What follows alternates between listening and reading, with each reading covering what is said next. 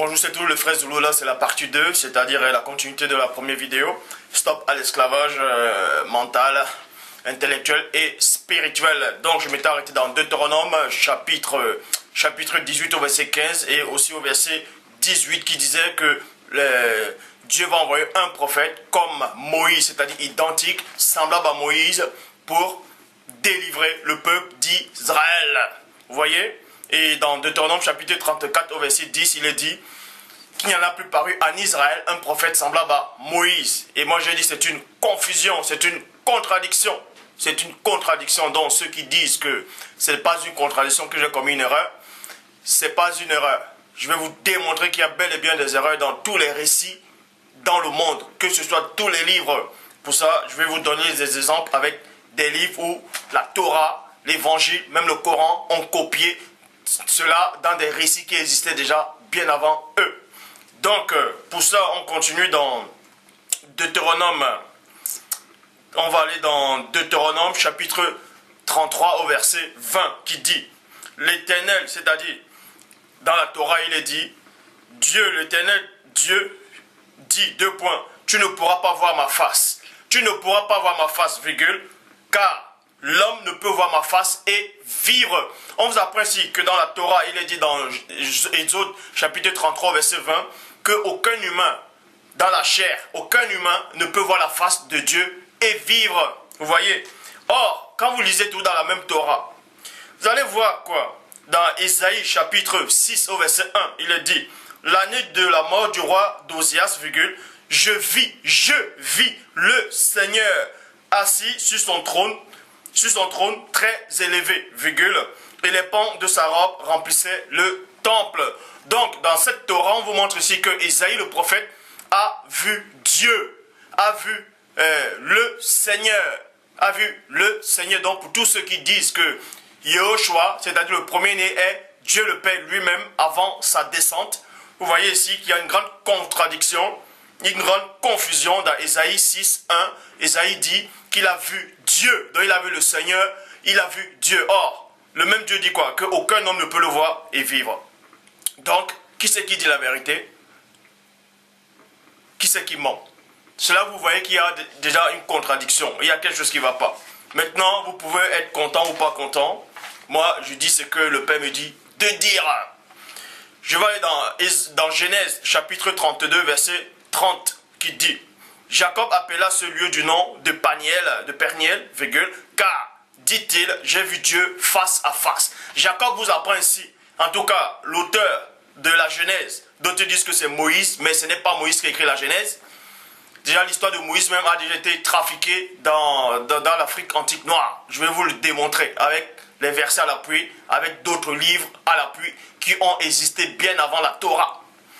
Donc, Jacob ici, il est dit qu'il a vu un homme, il luttait avec un homme, et il a appelé, c'est-à-dire, quand il a lutté avec un homme, et dans d'autres, c'est-à-dire dans le Nouveau Testament, dans d'autres livres, toujours dans la Torah, il a dit que cet homme en fait c'est un ange. Mais néanmoins, Jacob dit ici qu'il a vu Dieu face à face. Or, vous savez que le même Dieu dit à Moïse qu'aucun homme ne peut me voir et vivre. Et Ézéchiel, plutôt pas Ézéchiel, Ésaïe dit qu'il a vu Dieu. Jacob aussi dit qu'il a vu Dieu. C'est dans quel Dieu dont ils ont vu? Puisque Dieu dit qu'aucun homme ne peut le voir et vivre. Jean chapitre 1 verset 17 dit, car la loi a été donnée par Moïse, virgule. La loi a été donnée par Moïse. Il n'est pas dit ici que la loi a été donnée par Dieu, mais par Moïse. La grâce et la vérité. La grâce et la vérité sont venues par Yehoshua. On vous dit que la grâce et la vérité. Donc, ça dit que Moïse n'a pas apporté la vérité. Puisqu'on vous dit que Moïse a apporté la loi et que des années plus tard, le Christ vient, lui, il apporte la grâce et la vérité. Vous voyez? Jean chapitre 18 au verset 38 dit, c'est Pilate qui a eu une conversation avec la personne du premier-né en disant, Pilate lui dit, deux points, qu'est-ce que la vérité? Point d'interrogation. Vous savez que Pilate, selon ses récits, il était romain. Et ces Romains croyaient déjà à plusieurs divinités. C'est-à-dire croyaient aux mêmes divinités que les divinités des Grecs, aux divinités grecques. Et Pilate, qui avait une grande connaissance, il avait des connaissances par rapport à cette religion, par rapport à sa religion, à lui, c'est-à-dire aux croyances qu'il avait. Pour lui, il croyait détenir la vérité. Et quand il a eu une conversation avec la personne du premier-né, il a été déstabilisé. Et maintenant, il pose la question au premier-né, il dit, mais qu'est-ce que la vérité? Parce qu'on l'a déstabilisé au plus profond de lui, on l'a semé un grand doute. Et Pilate ne savait plus où il en était. Il ne savait plus. De même que Nicodème aussi était déstabilisé devant la personne du premier-né. Maintenant, Pilate lui dit, qu'est-ce que la vérité? Donc, je vous pose aussi à vous la question, qu'est-ce que la vérité? Parce qu'il y a plein de ceux qui n'ont pas de connaissance, disent maintenant que je suis en train de m'égarer, je suis en train de troquer la parole. Vous êtes né dans la religion chrétienne, vous l'avez accepté depuis tant petit. Donc, c'est normal que vous croyez que si on vient dire le contraire de ce que vous avez cru, c'est normal que vous dites que cette personne est en train de troquer. De même que celui qui naît dans la religion musulmane, il accepte ça pour vrai. Il ne va pas écouter ce que l'autre va dire. Ainsi de suite, c'est comme ça. Les humains, c'est ça. L'humain ne réfléchit pas. Il est borné. L'homme ne réfléchit pas. Quand vous lisez même dans les Actes des Apôtres, il est dit quoi? Quand vous lisez même dans le Nouveau Testament, il est dit que Paul de Tarse est venu, il enseignait. Et quand il partait, les chrétiens de Bérée vérifiaient. Ils vérifiaient. Pourquoi ils vérifiaient? Ils vérifiaient pourquoi? Donc ces gens avaient la coutume de chercher, de se renseigner. Donc, quand vos faux pasteurs viennent vous dire, non, les Juifs c'est le peuple de Dieu. Ah, vous acceptez, oui, les Juifs c'est le peuple de Dieu. Quand on vient vous dire que ces Juifs-là, ce n'est pas le peuple de Dieu, ils ont troqué l'histoire qui existait déjà dans l'Afrique antique noire. Vous dites non. Si Christ était noir ou blanc, peu importe, où est l'importance? L'importance c'est quoi? C'est que le fait de modifier sa couleur, on a aussi modifié son nom, on a modifié son lieu de naissance, on a modifié votre histoire et on vous a aussi modifié. Donc, en conclusion, votre foi, elle est basée dans le vide, dans le néant. N'espérez même pas, je vous le dis, et je pèse mes mots, que cela vous plaise ou pas, n'espérez même pas que celui dont vous dites que Jésus avec les yeux bleus va venir, il va vous enlever au son de la trompette. Ça, c'est une espérance que vous ne devez même plus espérer. N'espérez même pas ça. Parce que vous allez tous mourir. Et vous irez tous dans le séjour des morts. Et à la fin des temps, personne ne sait quand est-ce que ça viendra. Mais je vous le dis, des milliers et des milliards et des milliards et des milliards d'années vont encore passer avant que ça n'arrive. Et quand vous allez ressusciter, vous passerez tous devant le grand trône. Vous allez être jugés en fonction de vos œuvres. Je vous le dis. Donc,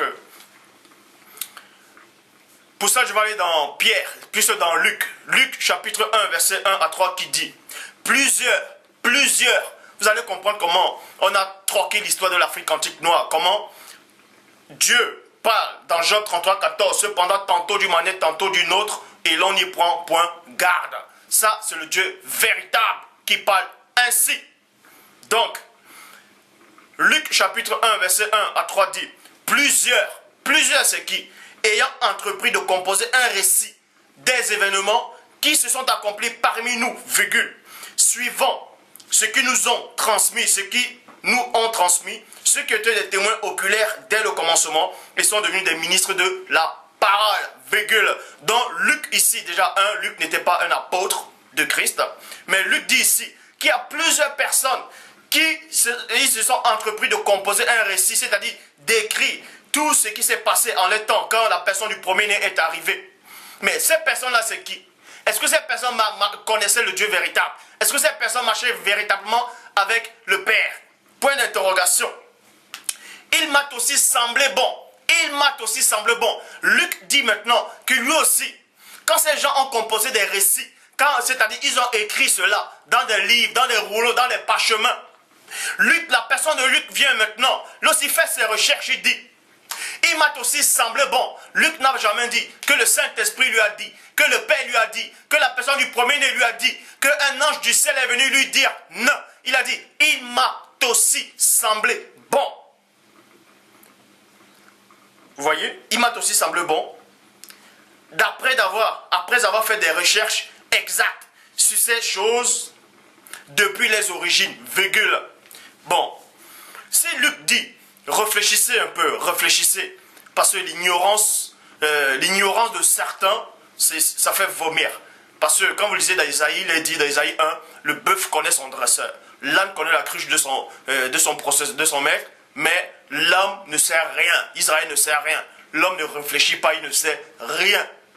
Pour réfléchir, pour commettre le péché, là vous êtes fort. Pour tendre les pièges aux gens, pour savoir réfléchir, pour échafauder un plan, pour déstabiliser quelqu'un ou bien escroquer quelqu'un, là vous êtes fort. Mais pour réfléchir, pour où vous allez passer l'éternité, dans l'au-delà, là vous ne réfléchissez pas. Vous êtes comme des autruches, vous mettez la tête dans le sol. On vous dit que la parole a été troquée. On a troqué l'histoire de l'Afrique antique noire. Vous êtes là, vous dites non, il a été séduit le peuple. Quel peuple?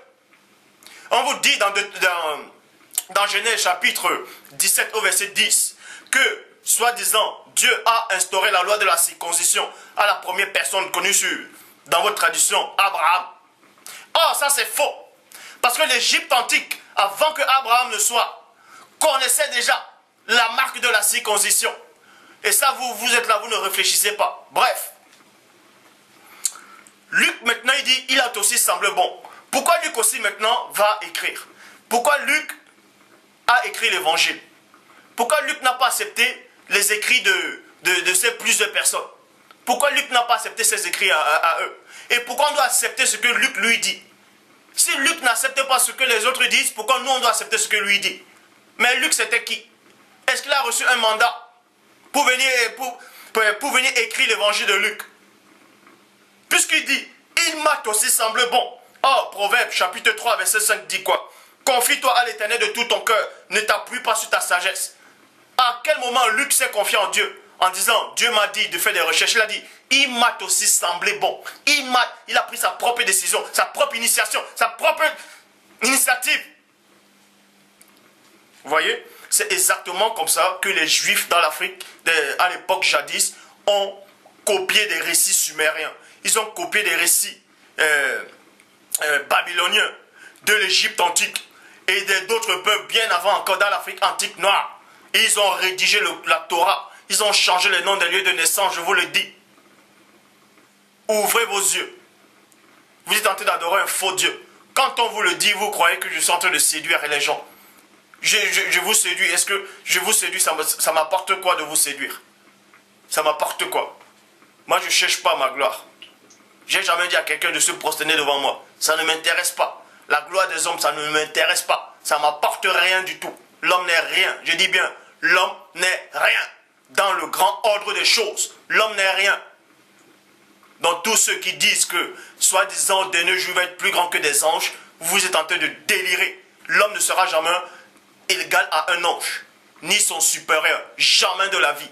Peu importe si vous allez au dénuement devant le Père, jamais. Ce qui vient d'en haut est plus grand que celui qui est en bas. C'est comme ça, c'est la loi du Père. Donc, verset 6. Reconnaissez-le dans toutes tes voies. Donc, Luc n'a pas accepté, c'est-à-dire Luc savait que plein de gens écrivaient d'autres livres déjà, par rapport à ces récits. On vous dit qu'il y a plusieurs ayant entrepris de composer. Ça veut dire que ces plusieurs-là, Dieu ne les a pas envoyés de composer ces récits. Et ces récits-là, c'est ce qu'on appelle les livres apocryphes, actuels. Est-ce que vous comprenez? Et Luc aussi, il vient et dit, il m'a aussi semblé bon, exactement comme ces plusieurs.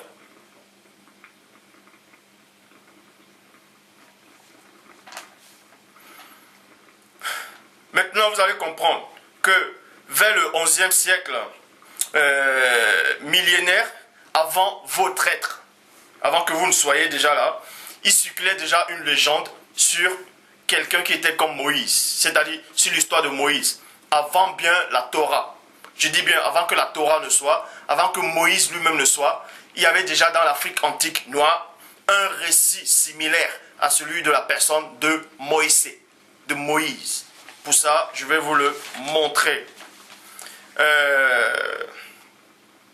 C'est-à-dire, l'histoire se passe où? J'ai tout mon temps. C'est-à-dire, cette légende rapporte... c'est la naissance du roi. En fait, c'est un roi Saigon. Il s'appelait roi Saigon, Dakar. Si vous pouvez vérifier sur Internet, moteur de recherche, vous tapez le récit du roi Saigon qui a régné dans l'Afrique antique noire.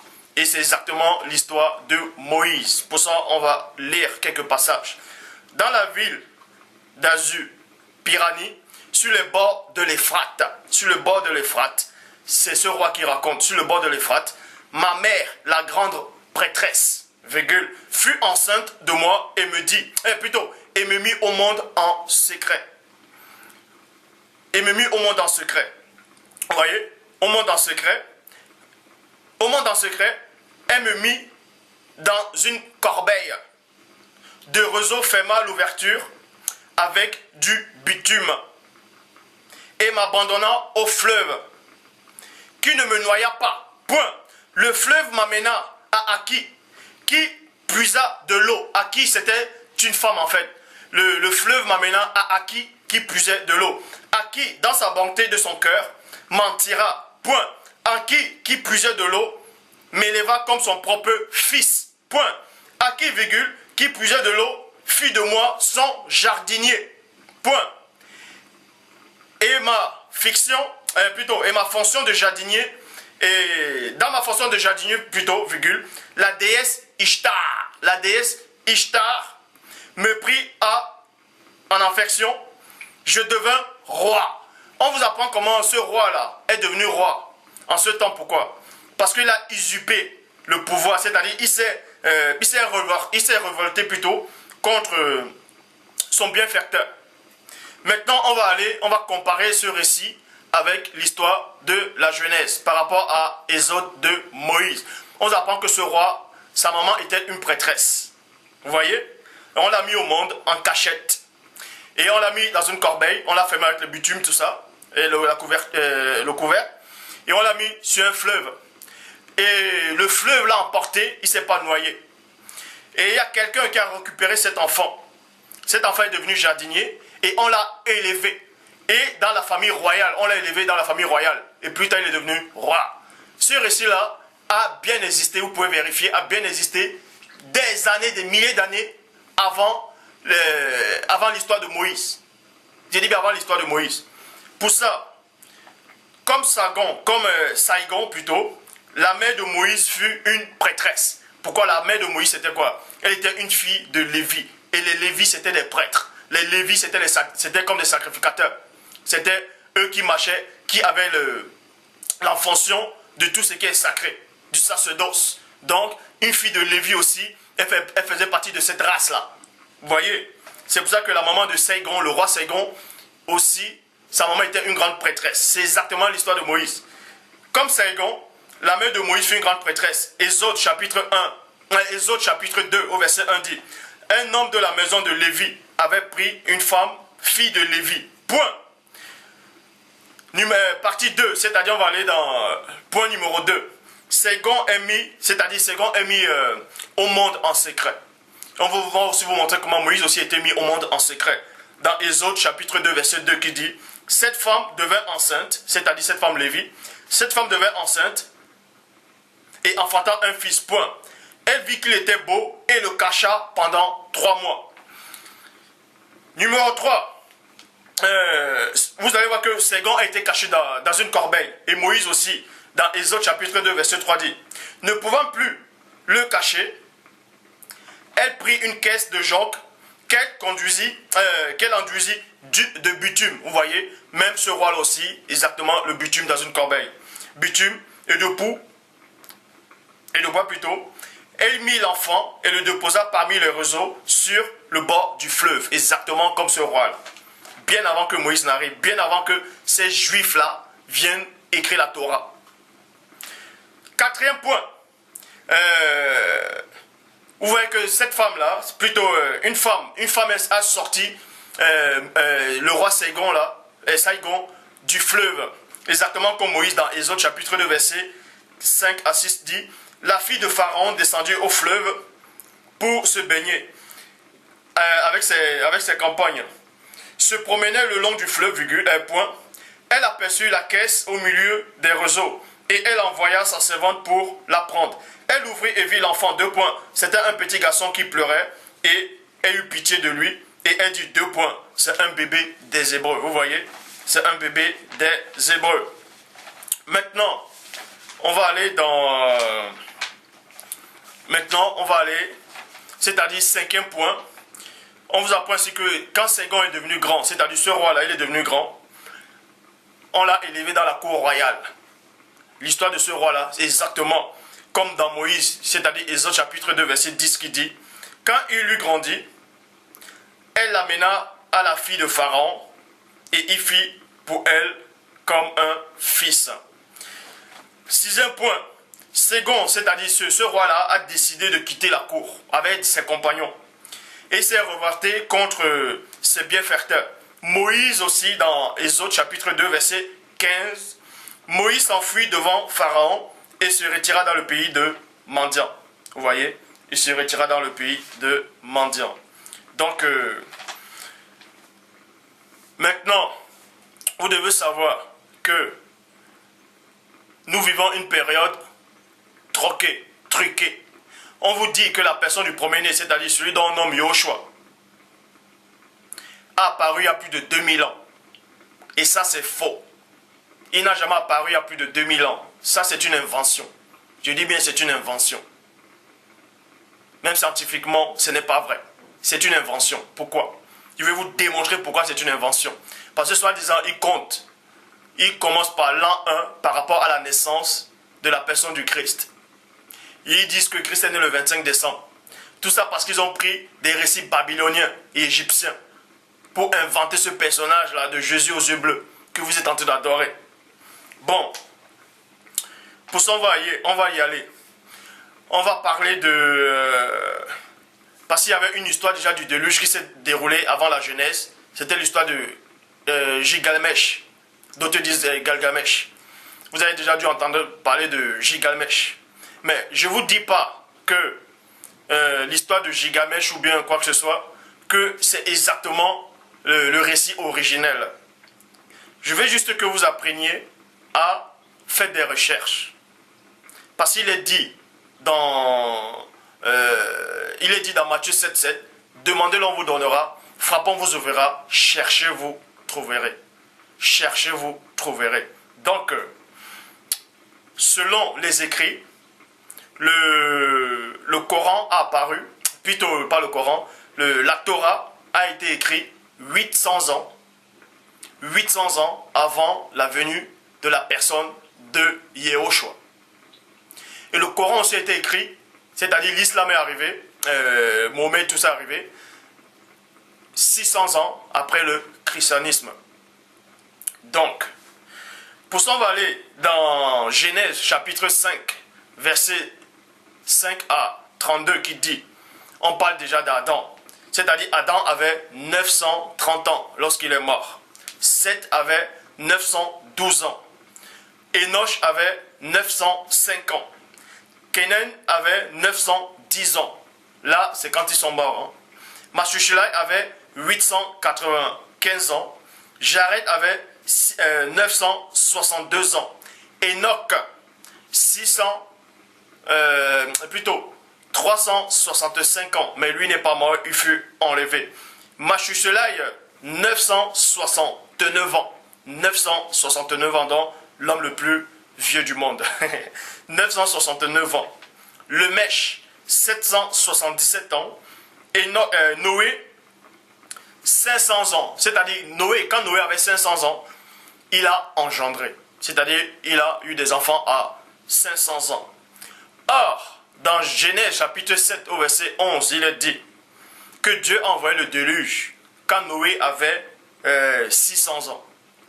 Donc, Noé, quand il avait 500 ans, il a eu des enfants. Il a encore attendu 100 ans, et c'est à 600 ans, un siècle après, que le Père a envoyé le déluge. Donc, et je vais vous démontrer que les dates, elles sont fausses. Les dates, c'est faux. Les dates, elles sont fausses. Pourquoi? Parce que quand vous lisez dans Genèse, chapitre 6, verset 1 à 3, qui dit lorsque les hommes eurent commencé à se multiplier sur la surface de la terre. Là, c'est dans Genèse 6. Or, dans Genèse 5, Noé avait déjà accouché des enfants. On passe maintenant dans un autre chapitre. Il avait déjà eu des enfants. Et maintenant, plus tard, dans Genèse 6, 1, 1 à 3 dit, lorsque les hommes commençaient à se multiplier sur la surface de la terre, et que les filles les furent nées, les fils de Dieu virent que les filles des hommes étaient belles. Et ils en prirent pour femmes parmi tous ceux qu'ils choisirent. Alors le Père dit, mon esprit ne restera pas toujours dans l'homme, car l'homme n'est que chair, et ses années seront de 120 ans. Est-ce que vous comprenez? Ouvrez attentivement vos oreilles. Vous allez apprendre quelque chose. Vous allez apprendre que tout est truqué. Quand le Père dit ici que ses années seront de 120 ans, ça veut dire que ces années seront de 120 ans après le déluge et non avant le déluge. Vous voyez? Or, quand vous lisez dans le verset 4, il est dit quoi? Les géants étaient sur la terre en ce temps-là, d'après que les fils de Dieu furent venus vers les filles des hommes et qu'elle ait eu donné des enfants. Ce sont ces héros qui furent fameux dans l'Antiquité. Vous allez me dire que pendant l'Antiquité, quand ces Néphilim étaient sur la terre, quand ces géants étaient sur la terre, vous allez me dire que ça a pris que 100 ans. Parce que Noé, à 500 ans, il a eu des enfants. Et c'est après que la terre commença à réellement se peupler, puisqu'on vous dit dans Genèse 10, on vous donne la descendance des... Bref. Avant même Genèse 10 plutôt, on vous apprend déjà dans Genèse 5 que Noé a eu des enfants. Et plus tard, les gens ont commencé à se multiplier sur la surface de la terre. Vous voyez? Vous allez me dire, quand ils ont commencé à se multiplier sur la surface de la terre, et quand les anges, les habitants du ciel sont descendus, ils ont eu des rapports avec les femmes, tout ça, ça a duré que 100 ans, puisque le déluge est arrivé 100 ans plus tard. C'est-à-dire quand Noé avait 600 ans. Vous allez me dire que ça a duré que 100 ans. Toute cette population-là, ça c'est faux. Je dis bien, c'est complètement faux. Ils n'ont pas vécu 100 ans. Déjà, si on prenait tous les âges d'Adam, de toute sa descendance, jusqu'à maintenant, on compte les âges jusqu'à présent, on ne sera jamais en 2012. Pourquoi ils ont commencé à compter, soi-disant, par rapport à la naissance de la personne du premier du Christ, l'an 1. Pourquoi? Donc, cela on vous montre que le calendrier il est faux. Tout est faux. C'est exactement comme ça qu'ils ont troqué les Écritures. Christ, la personne du Christ, du premier n'est pas venu il y a plus de 2000 ans. Il est venu bien avant encore. Parce qu'ils ont, avant même que les Romains ne soient là, je dis bien, avant que les Romains ne soient là, on parlait déjà de Christ dans l'Afrique antique noire. Il avait déjà apparu dans l'Afrique antique noire. Maintenant, je vais vous montrer quelques... vous allez comprendre que la Torah, l'Évangile, ont copié un récit qui existait déjà dans l'Afrique antique noire. Le Coran, c'est-à-dire les musulmans, le Coran est arrivé 600 ans. L'islam est arrivé 600 ans après le christianisme. Aussi, ils ont copié des livres apocryphes. Ils ont fait que recopier la Torah qui était déjà copiée. Ils ont copié l'Évangile. Ils ont copié les livres de Barnabé. Ils ont copié d'autres livres apocryphes. Vous voyez? Que eux-mêmes ont été copiés, ainsi de suite, et modifiés. Bref, il y a tellement de désordre. Pour ça, je vais commencer dans un livre, c'est-à-dire pour vous montrer comment où le Coran a copié ces récits en fait aussi. C'est le livre L'Apocalypse conte de Pierre. 200 à 225, c'est-à-dire la page 200-225 qui dit celui que on parlait de la personne du Christ, c'est-à-dire ce livre-là disait que Christ n'était pas mort sur la croix. Celui que tu as vu sur l'arbre, heureux et riant, celui-là est Jésus, vivant. Mais celui-ci, auquel on cloue les mains et les pieds, et sa partie charnelle est un substitut mis à la honte, celui qui est venu est son semblable, est son semblant. Regarde-moi, c'est moi. Vous voyez? Et le Coran a copié ce récit. Je vais aller dans un autre livre, livre de Gnostic, deuxième traité du grand 7. Vous allez voir dans le numéro 100 à 200 qui dit « Celui qui buvait du fiel et du miel n'était pas moi. Il me flagellait avec du réseau, point. C'était un autre. Celui qui portait la croix sur son épaule, c'était Simon, point. C'était un autre qui recevait la couronne d'épines, point. » On va aller dans un autre livre qui a bel et bien existé avant le Coran. Papyrus du Nag Hammadi dit « Je n'étais mort qu'en apparence, dit en substance Jésus. C'est un autre qui a bu à ma place le fiel et le vinaigre.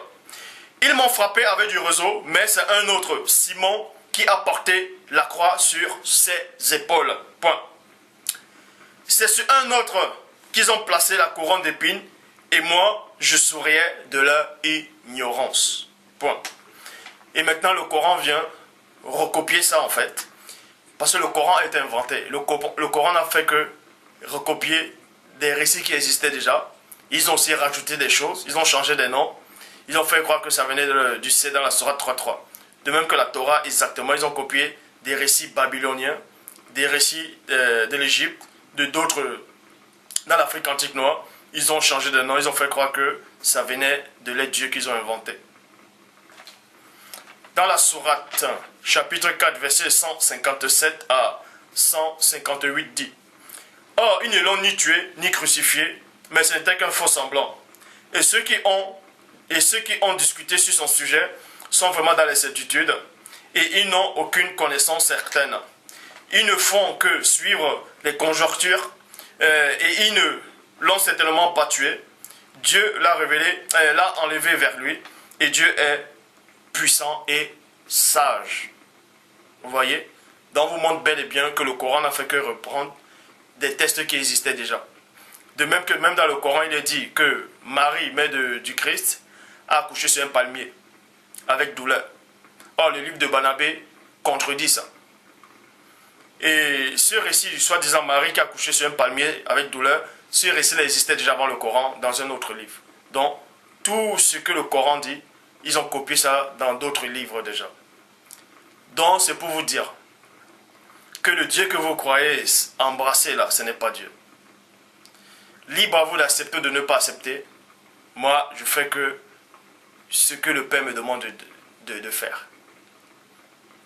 Vous pouvez dire que je suis en train de séduire les gens, c'est votre problème. Là, c'est vous qui allez rendre compte au Père. Je vous le dis encore. Christ, dans tous ceux qui envoient des messages en voulant essayer de me prouver que Christ est Dieu, Christ n'est pas Dieu. Il n'est pas Dieu le Père. Il n'a jamais été Dieu le Père. Et il ne sera jamais Dieu le Père. Parce que le Christ que vous croyez là, c'est un faux. C'est un faux Christ. Et lui, on ne peut pas le faire l'égal à mon Père. Vous pouvez donner tous les versets que vous voulez. Vous pouvez donner tous les versets que vous voulez. Dans Isaïe 9.5. Vous pouvez donner Zacharie 14. Vous pouvez donner Jean chapitre 1, verset 1 à 3. Vous n'avez rien compris. Christ n'est pas Dieu. Le Père, il ne sera jamais Dieu le Père. La Trinité n'existe pas. Comprenez une chose, je vous conseille d'aller voir la vidéo, les récentes vidéos d'Étoile d'Éphèse sur le catholicisme. Vous allez voir que Dieu a parlé à travers, c'est-à-dire Dieu l'a donné une bonne révélation aux frères Étoile d'Éphèse par rapport à sa vidéo du catholicisme. Parce que Dieu dit dans Job 33, 14 qu'il parle cependant tantôt du malais, tantôt d'une autre, et là on y prend point garde. Plein sont allés voir la vidéo d'Étoile d'Éphèse où il parlait du catholicisme, plein ont aimé cette vidéo, moi aussi j'ai aimé cette vidéo. Mais dans cette vidéo-là, je ne sais pas si vous vous rendez compte, dans cette vidéo-là, d'Étoile d'Éphèse sur le catholicisme, il a levé un point très important, que vous devez vraiment méditer sur ça. Il a montré des photos. On vous montrait soi-disant Marie du Vatican, avec un petit enfant. Et ce petit enfant-là, vous l'appelez Jésus. Les Juifs l'appellent Yahushua. Réfléchissez. Vous allez voir que le frère Étoile d'Éphèse a levé un bon sujet. Le sujet c'est quoi? C'est pas pour rien que Dieu a permis que l'Étoile d'Éphèse montre des photos. Les photos parlent d'elles-mêmes. Ça veut dire quoi? Que cette Marie-là, avec ce petit enfant, c'est la même Marie dont on parle dans les Écritures. Et quand vous voyez l'origine de cette Marie dont on fait allusion dans les Écritures avec ce petit enfant, de fait, Étoile d'Éphèse a montré les photos. On parlait même déjà avant le christianisme, il y avait déjà ça aussi. Il y avait Isis avec le petit enfant. Donc vous voyez que le christianisme a été copié dans des civilisations qui existaient avant elle. Même avant l'Égypte antique, il y avait déjà d'autres peuples Et il y avait déjà cette photo, une maman avec son petit-fils, une maman qui a couché son petit-fils. Elle était vierge, elle a mis un enfant au monde, sans père physique. Il a fait des miracles, il a changé l'eau en vin, ainsi de suite. Vous voyez, c'est ça que Salomon dit, ce qui a été, c'est ce qui est. Il n'y a rien de nouveau. Il n'y a rien de nouveau. Je vous conseille encore d'aller voir cette vidéo d'Étoile d'Éphèse sur le catholicisme. Et là, vous verrez que tout ce que j'ai dit, je ne vous ai pas séduit. Je ne vous ai pas trompé. Le christianisme a été plagié, a été pris dans des récits qui existaient déjà. C'est le catholicisme, c'est les Romains en fait. Il y avait déjà, avant qu'ils inventent ce Jésus blanc là, les gens croyaient déjà à un sauveur, au Messie, au Christ, qui avait déjà fait exactement les mêmes miracles. Mais, ces Romains, pendant le concile de Nicée, Constantin, tout ça, ils ont dit que ces gens-là, c'est eux qui ont donné le nom à ces gens-là, le nom des païens. Ils ont dit, eux là sont des païens. On a dit que ces gens-là sont des païens. C'est eux qui ont décidé de donner ce nom-là. Païens, ils ont dit, eux là sont des païens. Et ils ont pris exactement les croyances. Mais ils ont juste changé des noms. Même le frère, État d'Éphèse l'a démontré par rapport aux photos. Par rapport à Marie qui porte le petit enfant, on retrouve les mêmes images dans l'Égypte antique. Isis. On retrouve aussi, même Diane, même dans la Mésopotamie ancienne, antique, on retrouve aussi exactement les mêmes choses. Et c'est la même histoire de ce Jésus blanc que vous adorez actuellement. Mais où est donc le vrai? C'est qui le vrai Christ maintenant? C'est qui le vrai Christ? C'est là que vous voyez que vous êtes tous dans le faux. Vous avez accepté du faux. Il y a plein qui m'écrivent, plein qui m'appellent, qui me disent, bon, à supposer qu'ils sont dans le faux, que les noms ont été trafiqués, qu'est-ce qu'ils doivent faire? Le conseil que moi je vous donne, quand je dis je, ce n'est pas moi, c'est le Père lui-même qui vous donne ce conseil. Vous voyez? D'autres disent que Dieu s'appelle Allah, Jéhovah, Elohim, Yahvé, Yahweh. Bref, d'autres donnent plusieurs noms. Maintenant, vous savez que les noms ont été trafiqués. Parce que les Juifs là que vous voyez actuellement, ce n'est pas le peuple de Dieu. Le véritable peuple de Dieu, c'était dans l'Afrique antique noire. Ils ont pris les récits de l'Afrique antique noire. Maintenant, plein de gens vont se poser la question, quand ils vont prier, quel est le nom qu'ils vont prononcer? Quel est le nom qu'ils vont prononcer maintenant quand ils vont prier? Je m'adresse aussi à tous ces jeunes qui viennent d'arriver dans la foi. Je m'adresse aussi à vous. Tous ceux qui ont quitté l'islam, tous ceux qui ont quitté les églises, tout ça là, maintenant qui regardent mes vidéos, vous êtes dans la confusion, vous dites maintenant, qu'est-ce que vous devez faire? Où se trouve la vérité? Avant de vous dire où se trouve la vérité, vous devez savoir une chose. Dieu existe réellement. Dieu existe réellement. Celui dont vous nommez Dieu dans votre monde existe réellement. C'est le Père éternel, c'est le Tout-Puissant. Peu importe le nom que ces gens vont inventer là, ce n'est pas son nom. Je vous le dis, ce n'est pas son nom. Dans d'autres civilisations, il est dit qu'il y avait le dieu de la lune, le dieu du soleil, le dieu des mers, le dieu de ci, cela. Ils ont créé des humains. Vous allez comprendre que ce n'est pas des dieux. Quand il dit, ce ne sont pas des dieux créateurs eux-mêmes en fait. Le problème c'est que les gens sont dans la confusion. Quand on dit il y a un dieu du soleil, il y a le dieu de la mer, ce n'est pas ça.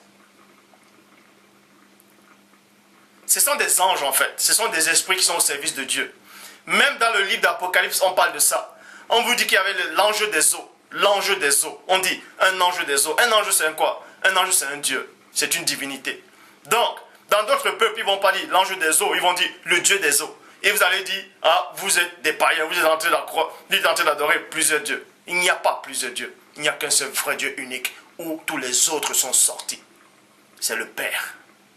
Dans le conseil que je vous donne quand vous devez prier, dorénavant, quand vous avez le doute, d'autres disent, mais quand je prie, est-ce que je prie réellement Dieu? Est-ce qu'il y a une confusion? Est-ce que Christ c'est Dieu? Est-ce que Christ n'est pas Dieu le Père? Il n'a jamais été Dieu le Père et il ne sera jamais Dieu le Père. Donc quand vous priez, le conseil que l'Esprit vous donne, c'est quoi? Premièrement, les apôtres sont venus voir Christ, ils ont dit, Seigneur, apprends-nous à prier. Christ n'a jamais dit que quand vous priez, il faut dire Jéhovah, il faut dire Allah, il faut dire Yahvé, il faut dire Elohim. Christ n'a jamais dit ça.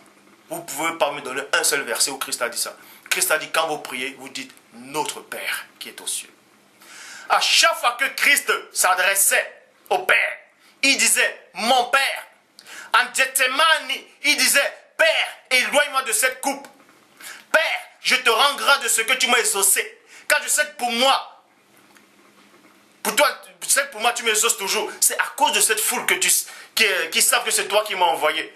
Donc à chaque fois que Christ s'adressait au Dieu Tout-Puissant, il disait Père. Il n'a jamais donné un autre nom. Maintenant, il y a des gens qui peuvent dire que c'est l'église catholique qui est venue, babyloniens, ils ont changé le nom de Dieu, c'est-à-dire Yahvé, Yahweh, Elohim, tout ça là. Déjà, Elohim, ça veut dire ceux qui viennent d'en haut. Ça veut dire ceux qui viennent d'en haut. Les Elohim, ce sont des anges au service du Père. Le Père n'est jamais descendu sur terre, donc quand vous devez prier, si vous avez le doute sur un nom, dites tout simplement Père. Père. Dans Luc chapitre 6 au verset 12, la personne du Christ est allée, il a prié sur une montagne toute la nuit. Il disait Père.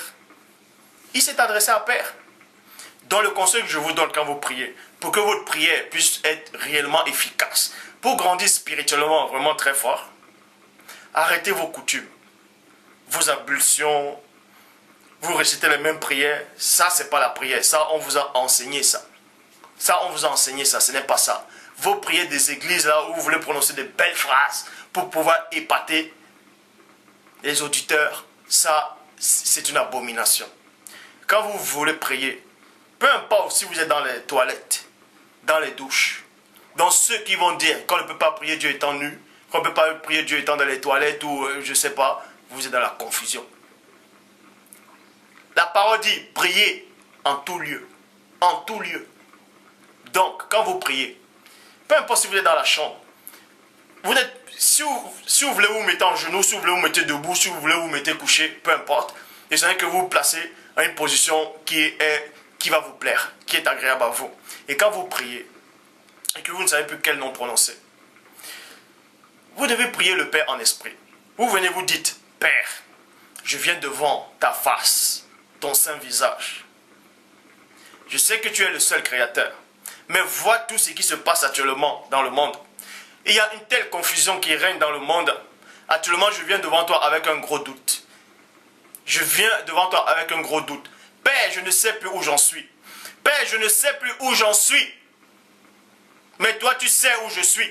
Mais ce que je sais, c'est que tu es le seul créateur. Et c'est toi seul que je veux connaître.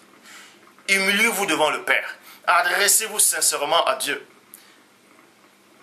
Vous voyez, quand vous allez méditer, peut-être en plein air, vous voyez peut-être les nuages. Vous sentez que Dieu existe.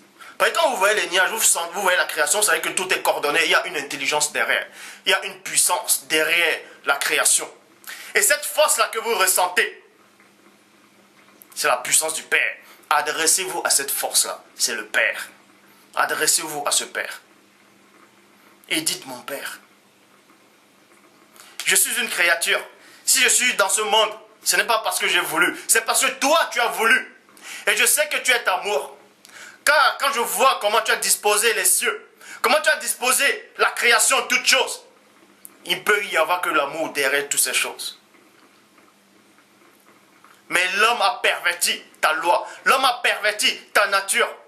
Maintenant, je sais où j'en suis. Libère-moi de cette ignorance. Adressez-vous devant Dieu. Dites mon Père. C'est plus proche, c'est plus familial.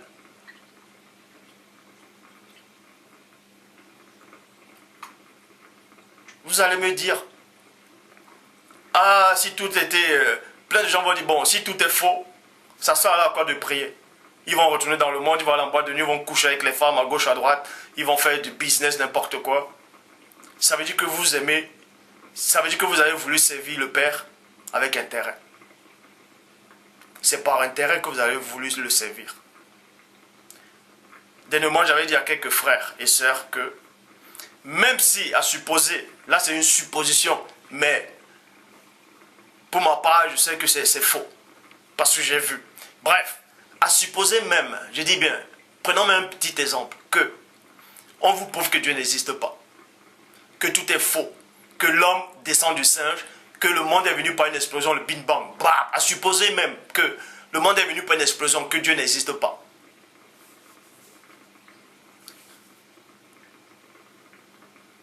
À supposer que tout ça n'existe pas, que Dieu n'existe pas, le paradis, tout ça, que vous avez cru en vain. Pourquoi devez retourner dans le monde? Moi j'ai dit aux frères que même si on prouve, quoi qu'on ne pourra jamais prouver, mais c'est une supposition que Dieu n'existe pas, je ne me vois pas pourquoi je vais aller dans le monde. Parce que ma nature où je suis là actuellement ne peut pas me permettre, que Dieu existe ou pas, ne peut pas me permettre d'aller dans le monde, de vivre dans le péché. Parce que mon esprit lui-même ne pourra pas accepter cela, ne peut pas le concevoir. Ma nature elle-même ne peut pas concevoir cela. Parce que si je pense un seul instant à vouloir retourner ou à vouloir partir dans le monde, je me sens mal à l'intérieur de moi. C'est comme si on me poignardait. C'est comme si un feu me dévorait. C'est comme ça que vous devez vous sentir. C'est pas parce qu'il y a maintenant le doute, on sème le doute à certaines personnes. Vous êtes là, vous trouvez ça une bonne occasion de chute, vous allez rentrer dans le monde. Ah tiens ma soeur, vas-y viens. Ah viens ma soeur. Pape, tu vous couches avec elle. Ah ma voisine, viens. Non, c'est pas ça. Qui est le doute ou pas? Allez devant le Père. Allez devant le Père. Allez vous adresser au Dieu de votre conscience, au Dieu de la nature, au Créateur, à celui qui a créé toutes choses. Adressez-vous à cette force-là, à cette puissance créatrice. C'est le Père. C'est pour ça que Christ est allé prier sur une montagne. Pourquoi ils allaient constamment dans la forêt, dans la brousse, prier en plein air? Pourquoi? Ah, vous croyez que la personne, ce qui a été formé, celui qu'on nomme Adam, dans les évangiles, dans la Torah, vous croyez qu'on l'a créé dans l'hôpital? Vous croyez qu'il a été créé dans une maison? Il a été créé en plein air. Parce que quand vous êtes en plein air, votre esprit est plus libéré. Parce que quand vous enfermez dans une maison, dans une chambre, mais ça ne veut pas dire que c'est interdit de prier dans la chambre. Mais quand vous enfermez dans une chambre, votre corps n'est pas assez performant. Parce qu'il y a toujours le matériel, il y a toujours quelque chose qui va vous distraire. Or, quand vous êtes en plein air, votre corps est déstabilisé. Parce que ce n'est pas trop son domaine. Est-ce que vous comprenez? C'est pour ça que les prophètes, constamment, ils étaient dans les montagnes, soit dans les déserts, ainsi de suite. Parce que quand vous êtes dans les montagnes, dans les lieux reculés, où votre corps ne peut pas réellement se distraire, là vous vous sentez réellement libre. Vous vous sentez un avec la nature. Et c'est là où votre esprit est réellement disposé à entrer en communication avec le divin Père.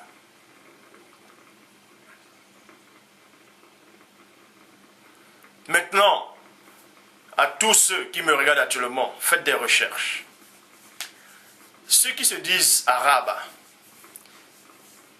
ils disent que Christ est un arabe.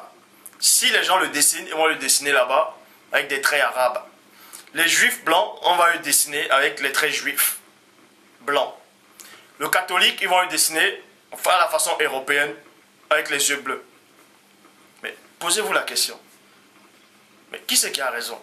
Comment se fait-il qu'il y a un groupe, soit disait se targue d'avoir la connaissance, ils se disent que chacun a Dieu, mais il y a un groupe qui dessine arabe, l'autre qui dessine juif, l'autre qui dessine européen, blanc. Déjà, les trois ne sont pas d'accord. S'ils ne sont pas d'accord, vous croyez que Dieu est là-dedans? Et scientifiquement, on vous apprend que le premier homme sur terre, c'est un noir. La vie a commencé dans l'Afrique antique noire. Et les noirs connaissaient déjà le Dieu véritable. Les noirs connaissaient déjà le Dieu véritable. Plein de gens maintenant, que ce soit Africa Mat, tout ça, quand ils vont parler des civilisations de l'Afrique, l'origine de l'Afrique, ils vont commencer par l'Égypte. Et ça, c'est faux. Avant même que l'Égypte ne soit née, l'Égypte antique ne soit née, il y avait déjà d'autres civilisations. C'était toujours des noirs. Et eux marchaient déjà avec le Dieu véritable.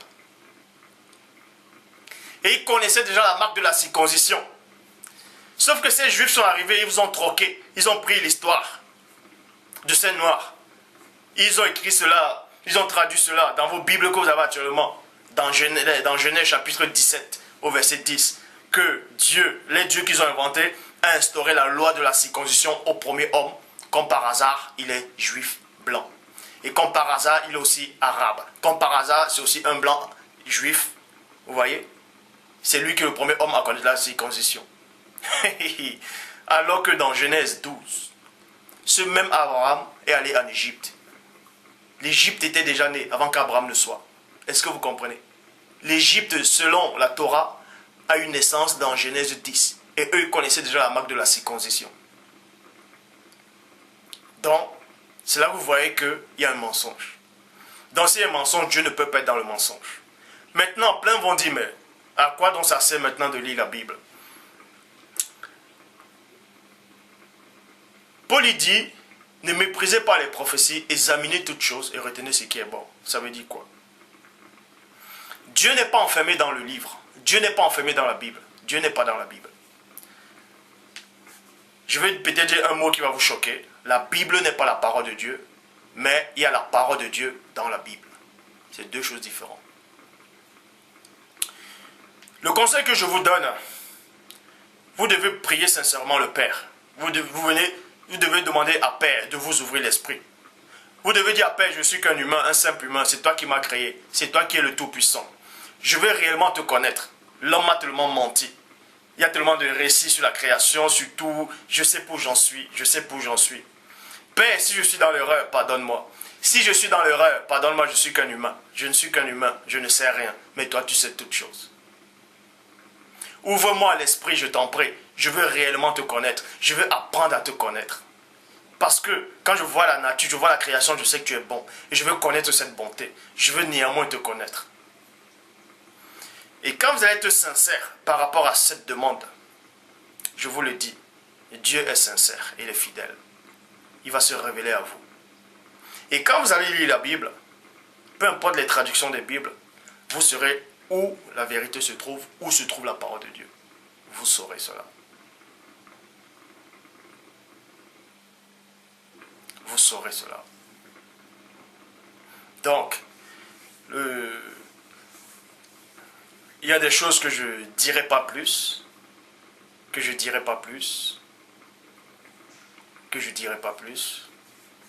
Maintenant, je crois qu'il n'y aura même pas la troisième partie. Parce que plein de gens sont dans la confusion actuellement. Donc, pour tous ceux qui disent que Christ est Dieu le Père, renseignez-vous déjà, ce Christ-là c'est qui? Il est venu d'où? Ce Christ dans la Bible que les Romains ont apporté. Ce Christ-là c'est qui? Avant de vouloir oser dire qu'il est Dieu, c'est qui d'abord ce Christ-là?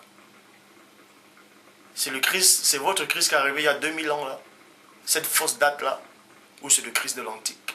Parce qu'il y a un Christ qui a existé dans l'Afrique antique noire, qui a fait exactement les miracles extraordinaires. Et qu'eux, ils ont juste repris. Ils ont dit il est arrivé il y a plus de 2000 ans. Ils ont fait ceci. Et même dans l'Égypte antique aussi, par rapport à quand vous voyez Isis et Osiris, tout ça là, Horus a fait les mêmes miracles.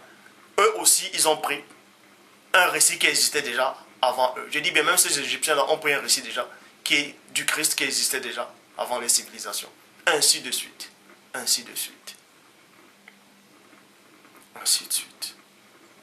Parce que les dates ont été falsifiées. Nous ne sommes pas en 2012. Donc, pour tous ces jeunes qui viennent d'arriver dans la foi, pour tous ceux qui m'écoutent,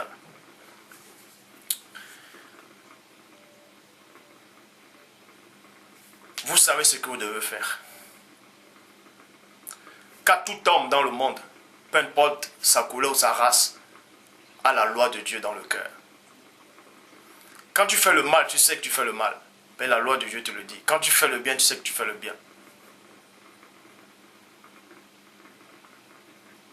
Adressez-vous à Dieu. Adressez-vous à Père, sincèrement. La religion a été inventée par les hommes, je vous le dis. La religion a été inventée par des hommes. Le Saint-Esprit n'est jamais descendu prendre un corps physique. Donc les gens qui pensent que le Saint-Esprit est venu, il a pris un corps physique, vous êtes en train de délirer. Le Père n'est jamais descendu, il a pris un corps physique, vous êtes en train de délirer. Vous êtes en train de délirer complètement.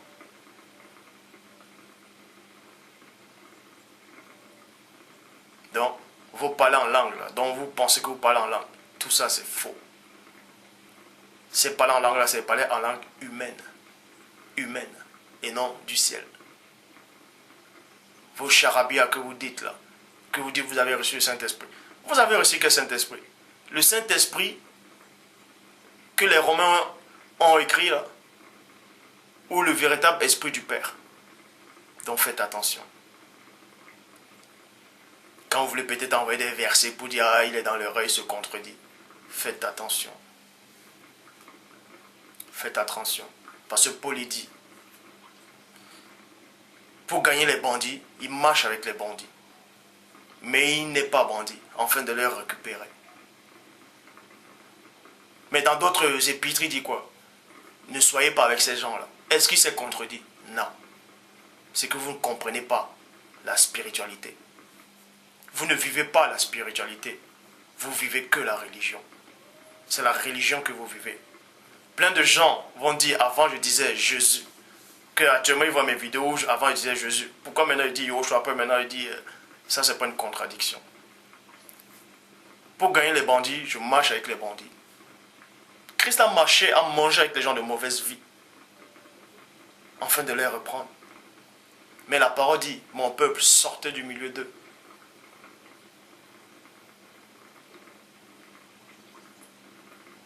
Donc, avant de vous presser, de vouloir juger, ou bien de parler, vivez d'abord, premièrement, une vie spirituelle. Et là, vous pouvez parler. Parce que Paul dit, l'homme spirituel juge de tout. Il n'est lui-même jugé par personne. Vous savez c'est quoi un homme spirituel?